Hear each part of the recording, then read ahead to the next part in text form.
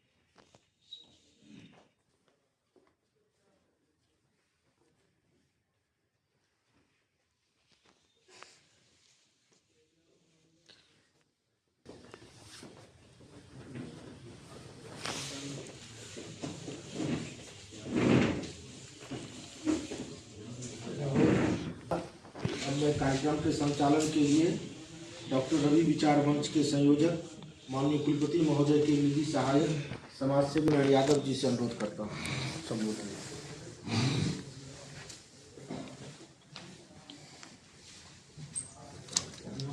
Doctor Ravi जन्मोत्सव समारोह के सम्मानित अध्यक्ष, हमारे विश्वविद्यालय के यशस्वी, ईमानदार, कर्तव्यनिष्ठ माननीय कुलपति और हम लोगों के अभिभावक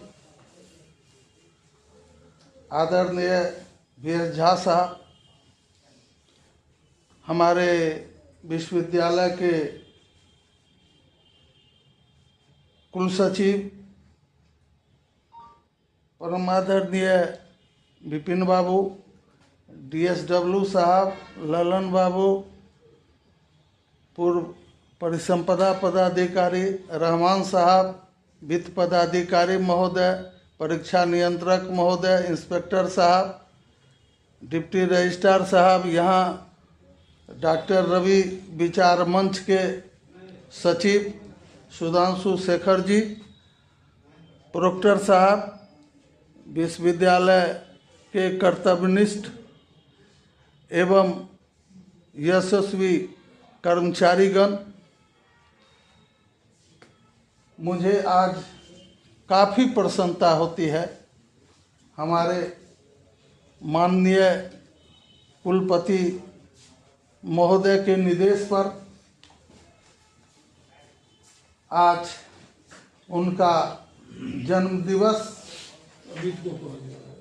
डॉक्टर रवि विचार मंच के तत्वावधान में, और कुल सचिव महोदय ने कहा जो एकदम विश्वविद्यालय की ओर से, चूँकि संस्थापक कुलपति थे, तो दोनों मिल के हमके निश्चित रूप से साहब का हुक्म हुआ है तो एकाएक ये कार्यक्रम किया गया। चूँकि डॉक्टर रवि विचार मंच के तरफ से एक प्रतिमा का, उनके आदमकद प्रतिमा का के लिए भूमि आवंटित करवाया गया और उनके तीनों पुत्र और सब सुपुत्री ने उस प्रतिमा स्थल का शिलान्यास इसी फरवरी महीने में 4 तारीख को माननीय कुलपति महोदय के कमलों द्वारा आवंटित और चिन्हित भूमि पर होना है। उनके तीनों पुत्रों ने ये सूचना दी और डॉक्टर रवि साहब के संबंध में मैं क्या कहूँ। डॉक्टर रवि साहब इतने सहृदय इंसान थे, वो मंच के बेताज बादशाह तो थे ही। डॉक्टर रवि साहब का राजनीति में प्रादुर्भाव 74 से 77 के बीच में हुआ। वो कवि हृदय इंसान थे। पूर्व प्रधानमंत्री श्रीमती इंदिरा जी के साथ उनके राजनीतिक प्रतिद्वंदियों ने जो कुछ किया था और देश की हालत बहुत बिगड़ती जा रही थी, उसी समय उन्होंने बढ़ने दो देश को, बंद करो ये दंगे, एक पुस्तक लिखी। फिर उन्होंने कहा आपातकाल क्यों, दूसरी पुस्तक, और तीसरा बातें तेरी कलम मेरी, यानी इंदिरा जी की बात वो किए अपने लेखनी से। तो ये चर्चित किताबें देश भर के विद्वानों ने और कांग्रेस के वरिष्ठ लोगों ने जब देखा तो इंदिरा जी के द्वारा डॉक्टर रवि साहब का बुलाहट हुआ। और उस दिनों कहा जाता था इंदिरा गांधी के दत्तक पुत्र, और उनके ड्राइंग रूम, स्टडी रूम में उनका बैठना उठना था। हमारे सूबे के बहुत बड़े नेता, शिक्षकों को तो खासकर उनको आज कम से कम हायर एजुकेशन की जो स्थिति है, उनके लिए डॉक्टर जगन्नाथ मिश्रा साहब ने जो किया वह कोई दूसरा मुख्यमंत्री नहीं कर सकता था। डॉक्टर जगन्नाथ मिश्र के अत्यंत करीबी रहे और इन लोगों ने उन्हें राजनीति में लाया।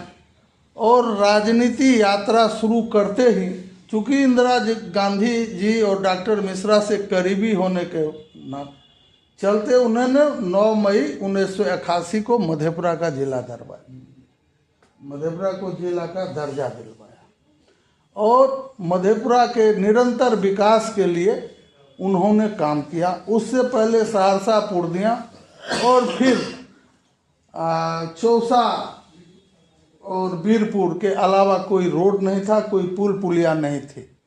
जो कुछ भी आज डेवलपमेंट देखा जा रहा है उसमें डॉक्टर रवि साहब की अहम भूमिका रही है। डॉक्टर रवि साहब दलीय प्रतिबद्धता से ऊपर मानवीय प्रतिबद्धता को रखते थे। वो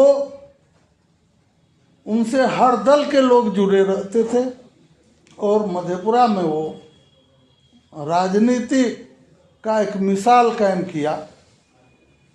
सिर्फ सदन में वो अपने दल के साथ रहते थे। मैं अधिक क्या कहूं, हम लोग तो माननीय कुलपति महोदय को सुनना चाहेंगे, लेकिन एक बात कहता हूं, जब बीपी सिंह के रहनुमाई में और यहाँ लालू जी मुख्यमंत्री हुए और उस समय उस पार्टी में इनका एक अलग पहचान था। सबों ने इनको कहा जो आपको केंद्र में या यहाँ, इन्होंने कहा कुछ नहीं चाहिए, मधेपुरा को उसका हक चाहिए, मधेपुरा में विश्वविद्यालय की स्थापना हो, और उन्होंने भूपेंद्र नारायण मंडल विश्वविद्यालय की स्थापना की। शरद जी हो, लालू जी हो या नीतीश जी, उसके छोटे भाई के समान थे। इनका भी फायदा मधेपुरा को मिला, जिसके चलते आज मधेपुरा जैसे जगह पर मेडिकल कॉलेज और इंजीनियरिंग कॉलेज भी है, रेल कारखाना भी है। मैं डॉक्टर रवि साहब को बहुत नज़दीक से देखा। उन्होंने एक रिक्शा वाला से भी उतना ही प्यार करते थे। और हाँ, वो किसी पद के लिए अपने फायदा के लिए वो कभी भी कोई समझौता नहीं किया। अपने लघुता की महत्ता को हरदम कायम रखा। और मधेपुरा का जनमानस गवाह है। जो यहाँ एक सभा में वो भाषण कर रहे थे और लालू जी कुछ फर्स्ट क्लास में हिल जा ऐसा कुछ कर रहे थे, मंच पर कहा कुछ चुप रहो, अभी भी आदमी बनो और नेता बनो, तुम बिहार के मुख्यमंत्री हो। उन्होंने मन से कह दिया था। उन्होंने कोई स्वाभिमान से समझौता नहीं किया। उन्होंने विश्वविद्यालय बनाकर यहाँ के पिछड़े इलाके के लोगों के लिए, गरीब गुरबा के लिए हायर एजुकेशन में वो भी पढ़े लिखे, इसके लिए कल्पना की थी। और विश्वविद्यालय सही ढंग से चलना शुरू हुआ। उस समय बहुत सम्मानित ही कुलपति हुआ करते थे। आरपी श्रीवास्तव साहब तक बहुत अच्छा से चला, बीच में हल्का फल्का गड़बड़ा। लेकिन आरपी श्रीवास्तव के साहब के जाने के बाद लगा इस विश्वविद्यालय में कौन सा ग्रह लग गया है, और उस ग्रह को समाप्त करने के लिए हमारे वर्तमान माननीय कुलपति, आज हमें गौरव होता है अपने कुलपति को देख के। अब लगता है विश्वविद्यालय फिर उसी राह पर अग्रसर हो चुका है। आने वाले दिन में इस विश्वविद्यालय का ख्याति देश के बड़े बड़े विश्वविद्यालय के बीच भी फैलेगी। इन्हीं शुभकामनाओं के साथ मैं अपने परम पूज्य, जिसे मैं पिता समान देखता हूं, स्वनामधन डॉक्टर रवि को श्रद्धा सुमन अर्पित करते हुए, और मैं इस मौके पर माननीय अध्यक्ष महोदय की राय से माननीय कुल सचिव महोदय को दो शब्द कहने के लिए आमंत्रित करता हूं।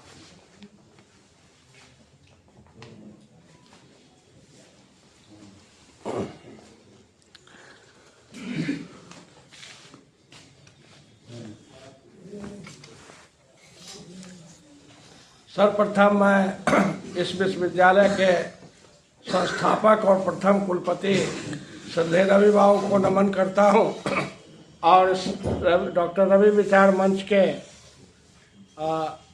अध्यक्ष और सचिव और इस सभा की अध्यक्षता कर रहे हमारे माननीय कुलपति महोदय, और इस छोटी सी सभा में बैठे हुए हमारे आदरणीय अधिकारीगण, शिक्षकगण, कर्मचारीगण। मैं रवि बाबू के बारे में बहुत कुछ नहीं जानता हूं।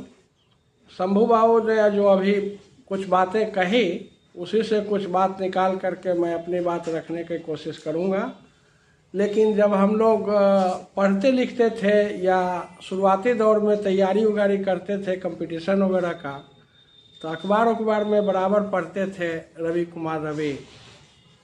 कांग्रेस के रिजिम को भी देखा, 80 के फेज को, और 90 के फेज लालू के रिजिम को भी देखा। रवि बाबू को अखबार में हर समय मौजूद पाते थे। उनके व्यक्तिगत गुणों को के बारे में बारीकी से शंभू बाबू ने बताया कि दल से बहुत ऊपर उठे हुए व्यक्ति थे, सहृदय व्यक्ति थे। यह इलाका गरीब है, पिछड़ा है और जागरूकता का अभाव है।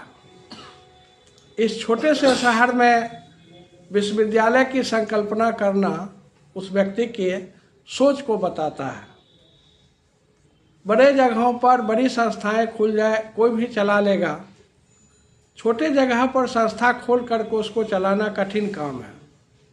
आज हम लोगों को इस यज्ञ में एक आहुति देने का मौका मिला है। मैं इस अवसर पर उनको नमन करते हुए और प्रणाम करता हूं। आगे मैं अपने माननीय से रिक्वेस्ट करूंगा कि माननीय हम लोगों को आशीर्वचन देंगे इस अवसर पर। और कोई जो बोलना चाहें हम मैं निवेदन करना चाहता हूं माननीय अध्यक्ष महोदय की राय से। डॉक्टर रहमान साहब को गला लगा हुआ है, DSW साहब आके अपना श्रद्धा सुमन अर्पित करेंगे।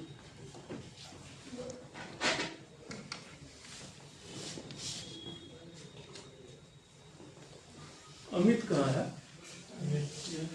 माननीय कुलपति महोदय एवं हमारे सभी साथी जो इस विश्वविद्यालय के खुलने में हमारे संस्थापक कुलपति माननीय रवि बाबू के निर्देशन में काम करना शुरू किए।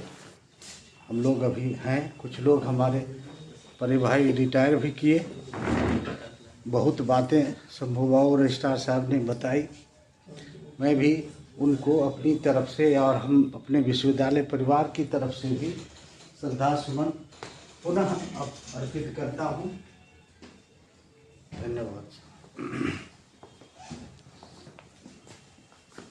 अब मैं विश्वविद्यालय के कुलानुशासक डॉक्टर विमल कुमार जी से आग्रह करना चाहूँगा कि दो सब श्रद्धा सुमन। सर्वप्रथम अपने विश्वविद्यालय के प्रथम संस्थापक कुलपति स्वर्गीय रवि बाबू को नमन करता हूँ। रवि बाबू व्यक्तिगत रूप से मेरे अभिभावक थे। मेरे पिताजी के बड़े भाई के रूप में पटना विश्वविद्यालय में इन लोगों ने अध्ययन किया, काफ़ी करीब रहे। इनके प्रथम चुनाव में मैं छोटा ही था, स्कूल में ही था, लेकिन उपचुनाव था सिंहेश्वर का, उसमें मुझको आने का मौका मिला था अपने पिताजी के साथ।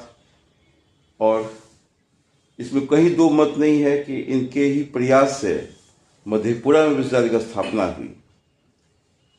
ये परिकल्पना रवि बाबू की ही परिकल्पना थी और सरकार ने भी, महामहिम ने भी उनको उनके इस अथक प्रयास को देखते हुए उनको प्रथम कुलपति नियुक्त किए।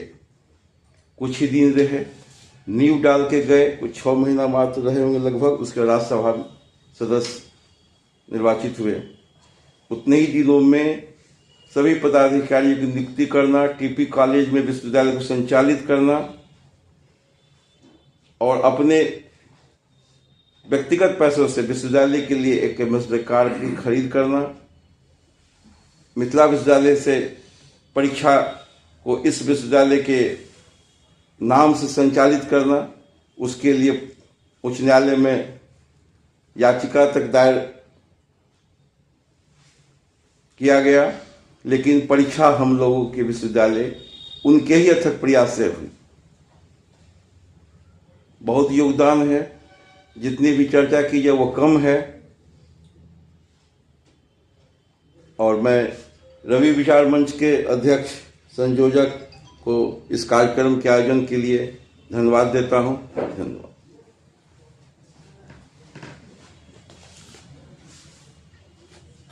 अब माननीय कुलपति महोदय और आज के इस कार्यक्रम के माननीय अध्यक्ष महोदय की इच्छा है, यदि और कोई विचार व्यक्त करना चाहेंगे तो।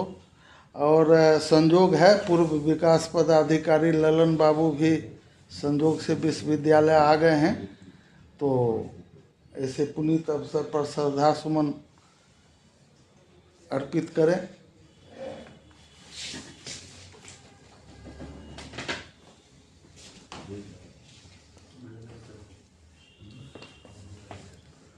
भूपेन्द्र मंडल विश्वविद्यालय के संस्थापक और प्रथम कुलपति के जन्मोत्सव आयोजन के अध्यक्षता कर रहे हैं। इस विश्वविद्यालय के यशस्वी, विद्वान, ईमानदार कुलपति माननीय वी झा साहब, कुल सचिव महोदय, पदाधिकारीगण और रवि विचार मंच के अध्यक्ष एवं संयोजक और मेरे प्रिय कर्मचारी बंधु, रवि और वास्तव में उदार दिल के लोग थे। मैं उनसे 71 से जुड़ा हुआ था। उनके वर्ग में जब ट्यूटोरियल में टीपी कॉलेज में पढ़ाते थे तो खिड़की पर लोगों की भीड़ जुड़ जाती थी। बच्चे, रवि आओ का क्लास 3 बजे हो 4 बजे हो, हिंदी में अच्छे पढ़ाते थे। 2-3 टीचर थे, हिंदी में अच्छे में गिनती होती थी, उसमें डॉक्टर रवि का भी नाम था।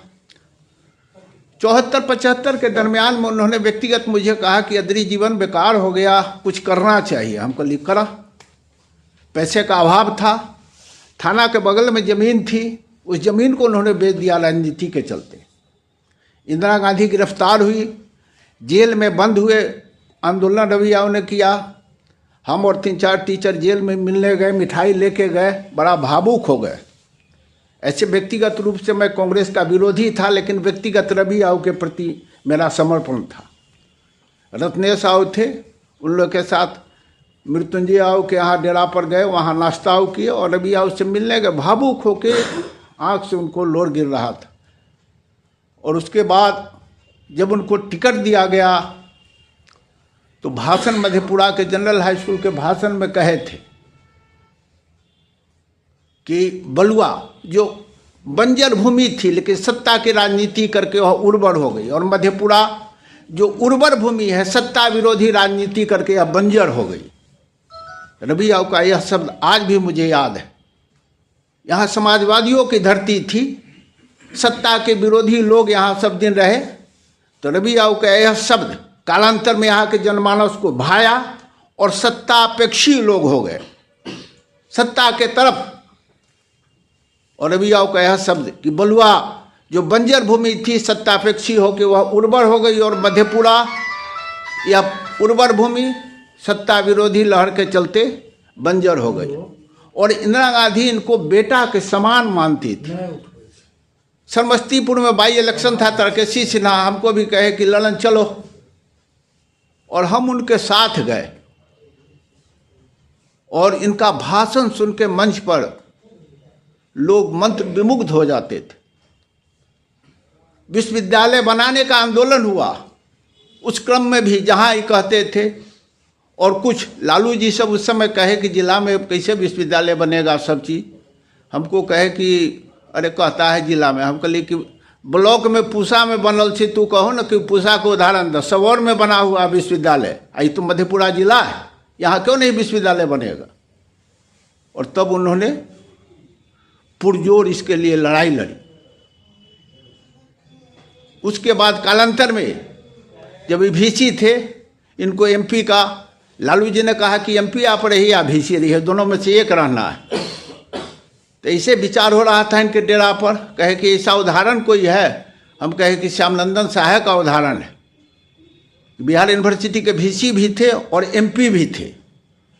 आप यही बात लालू जी को कहिए, ऊपर वाले नेताओं को कहिए कि श्यामनंदन साहे तो उदाहरण है बिहार में कि एमपी भी थे और वीसी भी थे, तो आप एमपी वीसी दोनों रह सकते हैं। लेकिन दल ने इनको कहा कि नहीं, वीसी से आपको रिजाइन करना होगा, तब आपको एमपी का टिकट दिया जाए। और इन्होंने अनेक किताबें लिखी। और शंभू भाई ने ठीक ही कहा कि सब दल के लोग बाई इलेक्शन में अनूप लाल आउ खड़े थे और इनके प्रभारी थे रमेश झा, चुनाव प्रभारी। कसम कस लड़ाई थी, लेकिन रमेश झा के कार्यकुशलता के बल यह बहुत कम वोट से लेकिन सिंहेश्वर बाई इलेक्शन में जीते। और अगर इनको मधेपुरा से इंदिरा जी के जीवन काल में अगर इन्हें सांसद बनाया जाता तो भारत सरकार में यह बड़े मंत्री पद सुशोभित करते। मधेपुरा का दुर्भाग्य रहा कि नहीं बन पाए वो, लेकिन उनके दरवाजे पर 100-200 आदमी बराबर बैठा रहता था, चाय नाश्ता सब चीज। विश्वविद्यालय की जब स्थापना हुई तो सलाह मशविरा लेते थे कि सब जात का एक एक ठो प्रतिनिधि, एक एक ठो पदाधिकारी होए, कोई जात छूटे नहीं, न ऊंची जात छूटे, न पिछड़ा छूटे, न बनिया छूटे। हर जात के प्रतिनिधि को इन्होंने प्रतिनिधित्व दिया और सबसे पूछ के सलाह मशविरा लेके। तो ऐसे उदार मना व्यक्ति थे मधेपुरा के। हमको याद है कि माहिला वो जब एमपी में जीत गए और ये विरोधी में थे, ये हार गए, और तब आए और इनको बधाई दिए कि ममा विधाई छो सब चीज। तो उदार हृदय के लोग थे, उनको आज सत सत नमन करते हुए आप सभी को, रवि विचार मंच को बहुत बहुत धन्यवाद। वित्त पदाधिकारी महोदय दो शब्द श्रद्धा सुमन करेंगे।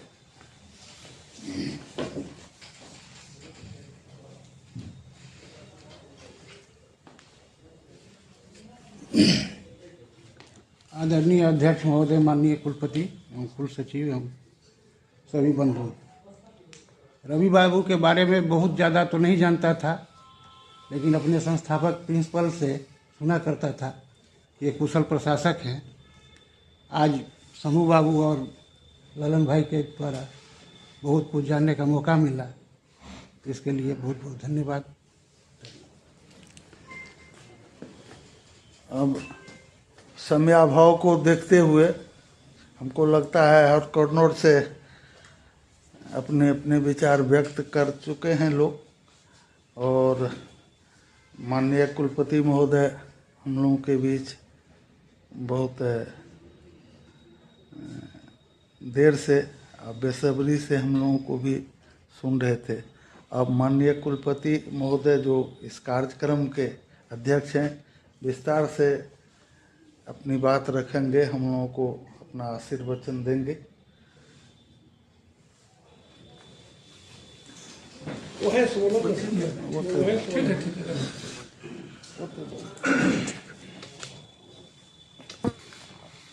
ठीक। सर्वप्रथम आज इस विश्वविद्यालय के संस्थापक कुलपति प्रोफेसर डॉक्टर रमेंद्र कुमार रवि जी के जन्मोत्सव आयोजन करने के लिए कम समय में मैं उनके विचार मंच के संयोजक श्री शंभू नारायण यादव जी को धन्यवाद देता हूं। मैंने इनको कहा कि इसको थोड़ा और बड़ा स्तर पर होना चाहिए था, बाहर करते। उन्होंने कहा कि ठीक है सर, अब इस बार तो बड़ी हुआ, फिर करेंगे हम लोग। लेकिन एक चीज़ पाया मैंने कि इनको उनके प्रति असीम श्रद्धा है। तो इनसे भी लोगों को सीखना चाहिए कि जिस किसी भी व्यक्ति से किसी को कोई लाभ मिलता हो तो उसके प्रति लॉयल्टी को अंत तक बरकरार रखें। आजकल लोग काम लेते हैं, इसके बाद काम हो गया फिर गाली देना शुरू करते हैं। ये कैरेक्टर तो कम से कम इनमें नहीं है। ये रवि बाबू के प्रति समर्पित व्यक्ति हैं। रवि बाबू के, हम समझते हैं कि रवि बाबू के बच्चों को रवि बाबू के प्रति जो भावना होगी उससे कम भावना इनको नहीं है। अब रही बात रवि बाबू का, तो मैंने भी बहुत कुछ सुना, लेकिन मैं इससे हट के बोलूँगा। मैं भी उनको जानता था, क्योंकि उस समय जब मिथिला विश्वविद्यालय के अंतर्गत यह जोन हुआ करता था, तो मुझे आज भी याद है कि मिथिला विश्वविद्यालय का उस समय में, अब तो बहुत भव्य गेस्ट हाउस है, महाराजा का यूरोपियन गेस्ट हाउस है, उसका गेस्ट हाउस है, लेकिन उन दिनों एक अतिथि निवास करके हुआ करता था, उसमें यूनिवर्सिटी का गेस्ट हाउस था, कुल 6-7 कमरे थे। तो रवि बाबू वहाँ टिकते थे। अब वहाँ हम लोगों से बात होती थी उनको। अब वहाँ एक जो कुक था वो दरभंगा महाराजा का कुक था। तो जब विश्वविद्यालय को दी गई कुछ प्रॉपर्टी राज्य के द्वारा, तो उसमें यह एक शर्त बनी थी कि हमारे कुछ कर्मचारियों को, जिनको महाराजा बहुत ज़्यादा मानते थे, उनको भी विश्वविद्यालय में नौकरी मिल जाए। उसी क्रम में उस कुक को भी मिला था। तो उसी के हाथ से बना करके उनको बड़ा अच्छा खाना लगता था, सादा खाना खाते थे। मैंने जो रवि जी को देखा और पाया उनसे बातचीत करके, तो मुझे लगता है कि वो कवि थे वो। और बहुत ज़्यादा उनको, एक कवि को जैसे होता है ना कि इंटेलिजेंस ऑफ माइंड बहुत ज़्यादा होता है, वह कम से कम समय में कविता करके कुछ बोल देते थे। मैंने जो 2-3 बार देखा, हो सकता है कि आप लोग ज़्यादा बतावेंगे। और अभी इंदिरा जी की बात कही लोगों ने, तो इंदिरा जी तो इनको जब बातचीत करते थे तो कहते थे कि कविता में बोलो तुम, और ये कविता में ही बोलते थे। और इनकी कविता को बहुत मन मानती थी वो, इनके प्रति काफ़ी अच्छा था उनका। अभी ललन बाबू ने बताया कि उनको मंत्री वो होते हैं। मुझे लगता है कि शायद मंत्री पद उनको दिया जाता तो स्वीकार नहीं करते। मुझे लगता है वो किस दूसरे विचारधारा के व्यक्ति थे। एक बात तो जरूर है कि जब मैं सबसे पहले मधेपुरा में सबसे पहले मैं आया था, उन दिनों यंग टीचर था, 81 ईस्वी में तो आया था। तो मुझे लगा कि कहाँ आ गए। स्टेशन पर एक दिया जलता था लालटेन जैसा, और स्टेशन से टीपी कॉलेज आने में रिक्शा, 2-4 रिक्शा चलता था। उधर इधर तो लगता था कि बिल्कुल खाली ज़मीन है। और एक हम लोगों के स्टूडेंट थे, डिमॉन्स्ट्रेटर कोटा में वहाँ एडमिशन लिए थे, शिव नारायण बाबू, आज जिंदा है नहीं शायद। वो वहाँ पढ़ते थे, उम्र में हमसे बड़े थे, लेकिन डिमॉन्स्ट्रेटर कोटा में गए थे, तो हम लोगों के स्टूडेंट भी थे। तो उन दिनों मैं आया था मधेपुरा में बस पहली बार परीक्षा लेने के लिए। तो वो शिव नारायण बाबू ले गए, सर हमारे यहाँ चलिए। तो लगा कि एक, जैसे मुझे लगा कि एक खेत में 2 कुछ है घर, उसमें ही वो रहते हैं। तो मतलब मेरे कहने का यह तात्पर्य है कि बिल्कुल ही अविकसित शहर नुमा, बाजार नुमा यह जगह था। रवि बाबू क्या देखिए विजन कि एक यूनिवर्सिटी के बन जाने से, हो सकता है कोई दूसरा चीज बनता तो आज इसका विकास उस रूप में नहीं होता। एक यूनिवर्सिटी के आ जाने से, और जब मैं इसके बाद आया, बहुत बाद, उसके बाद से मैं कभी नहीं आया। कहा कि देख वहाँ मुझे प्रैक्टिकल में मत दीजिए, बड़ी दिक्कत हुई। होटल उटल भी नहीं होता था, तो किसी टीचर के यहाँ टिकना पड़ता था। तो उसके बाद जब यहाँ विश्वविद्यालय फलीभूत हुआ, तो PhD और प्रैक्टिकल वगैरह में आता था, तो मैं बराबर कहा करता था कि देखो इस शहर का रूप बदल गया, एक यूनिवर्सिटी होने से कितना विकास हो गया। होटल सब हो गए, बाजार बढ़ गया, इसका एक्सपेंशन हो गया, हैबिटेट बढ़ गया। तो ये समझिए असल रूप में ये है यहाँ का विकास, उनके विजन का। ये बहुत बड़ा देन है, बहुत बड़ा देन है। और जहाँ तक बात था कि रवि बाबू हर चीज़ से ऊपर थे, मैंने उनको देखा है व्यक्तिगत रूप से। पहले वो कांग्रेसी हुआ करते थे और जगन्नाथ जी से तो बहुत ज़्यादा क्लोज थे, बहुत ज़्यादा क्लोज थे। बल्कि जगन्नाथ जी ने उनको राजनीति में लाने के लिए प्रेरित किया था। वो सब अपनी जगह है, वो दल से ऊपर थे, विचार के लोग थे, विचारधारा के लोग थे, किसी खास विचार से ही थे।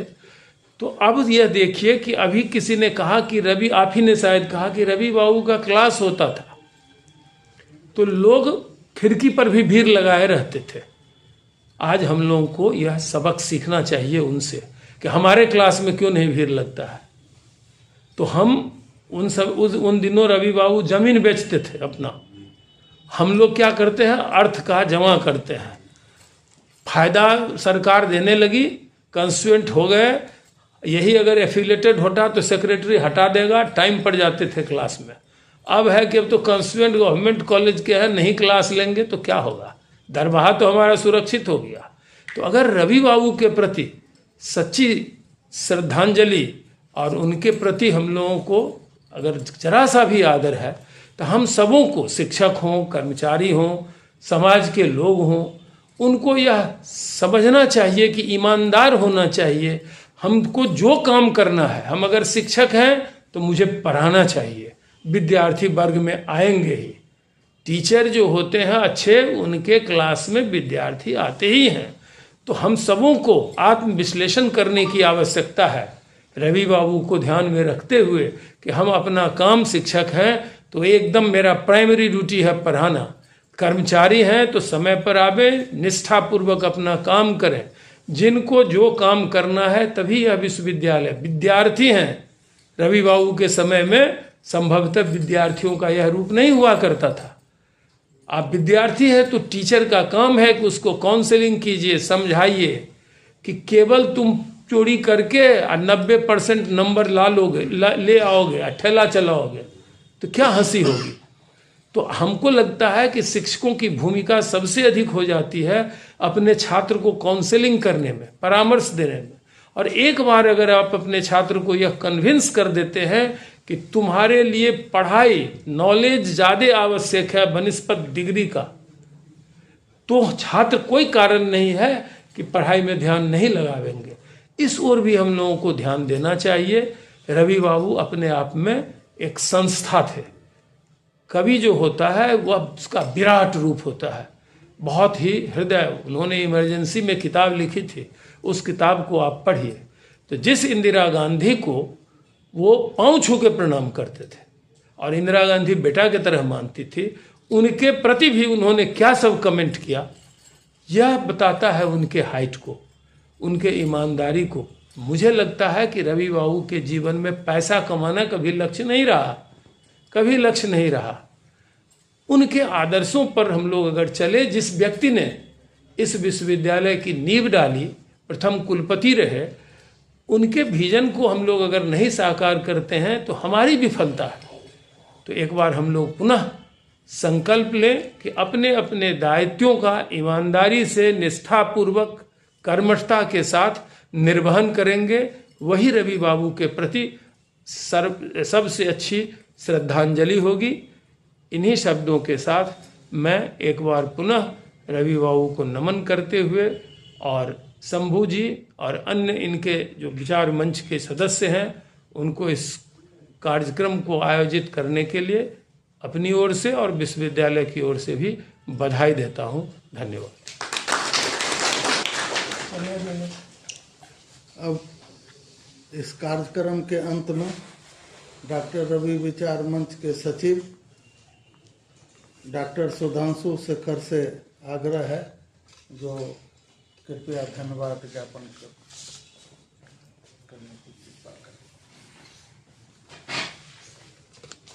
परम श्रद्धेय अभिभावक प्रोफेसर रमेंद्र कुमार यादव रवि जी को हम अपनी ओर से और पूरे विश्वविद्यालय परिवार की ओर से नमन करते हैं। और आज के इस कार्यक्रम के हमारे सम्मानित अध्यक्ष, हम सबों के अभिभावक आदरणीय कुलपति महोदय, जिनके दिशा निर्देश में आज यह कार्यक्रम आयोजित हुआ।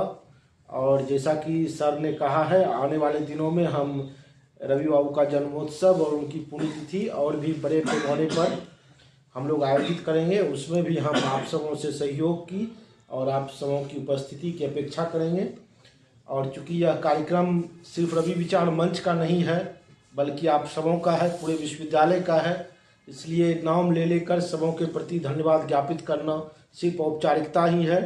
इसलिए मैं बिना किसी का भी नाम लेते हुए आज के इस कार्यक्रम के माननीय अध्यक्ष महोदय, आदरणीय संचालक जी और इस कार्यक्रम में उपस्थित आप तमाम जो हमारे सेवानिवृत्त शिक्षक हैं, कार्यरत शिक्षक हैं, पदाधिकारी हैं, हमारे कर्मचारी बंधु हैं, विद्यार्थी हैं, मैं सबों के प्रति हार्दिक आभार व्यक्त करता हूं। और आप सबों से आशा करता हूं कि हमारे अध्यक्ष महोदय ने जो उद्गार व्यक्त किया है कि हम लोग अपने अपने कर्तव्यों का पालन करें, यही रवि बाबू के प्रति हमारी सच्ची श्रद्धांजलि होगी। उस तरफ हम लोग ध्यान देंगे तो निश्चित रूप से हमारा आज का यह कार्यक्रम सार्थक होगा। इन शब्दों के साथ आप सबों का पुनः बहुत बहुत धन्यवाद।